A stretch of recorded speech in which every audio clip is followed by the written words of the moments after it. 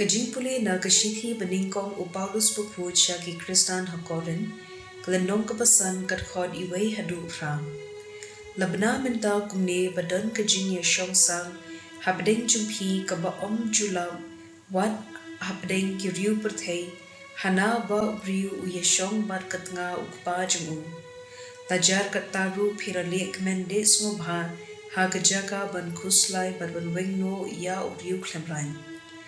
Manga la ngajngai da kamen ngajanda kamen siem ban ngaladeb bishar ha kerteng utrai jungi Jesu Christ ya uta ubriu ubale ya kane kakam da kabaya so lang bat phi ha kamen siem pada kabor na utrai jungi Jesu nga IT ya uta ha usoidan ban penjot ya kado jungu knang bakan dup light im Kamensim jung u hakasngi jong utrai.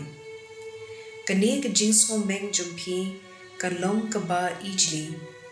Pim tip ba kendiat utian u pensip ya ka linglun baro kawai. Weng no ya utiat barim bandup long ka linglun batimai kihpu ba klemtian. Yau Chris u balong ka pas ka jungi tala knya. Kumta tungin ya kawai da utiat barim jong ke jingpon bat ke jingpom man Henry da ukpu ba klem tiat jong ke jingkuit mensim bat ke jing shisha ke ktien jong utrai. Kasam besan ke dekat sawadu andriu bat khatway.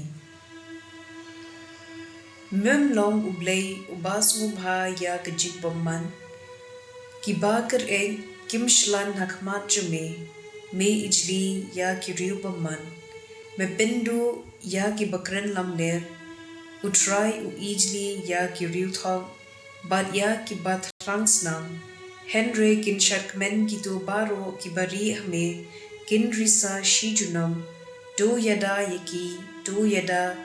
ki ba i yame, do kin kmen da shisha.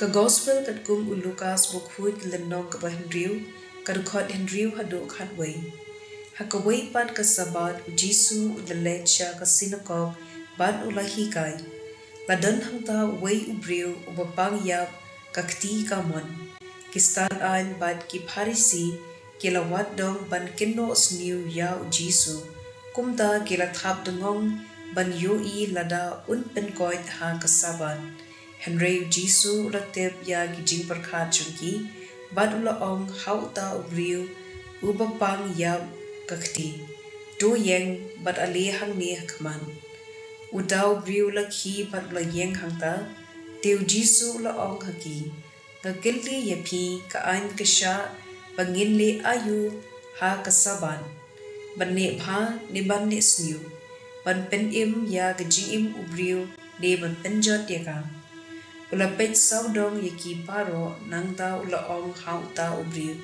To kner yala kakti. Te ula kner bar kakti jung u kala kot biang. Henry ki parisi kila kibitar buk bat kila stang banya perkhat paramaki ayu kila bane ya u Jesu. Ka gospel jong utrai.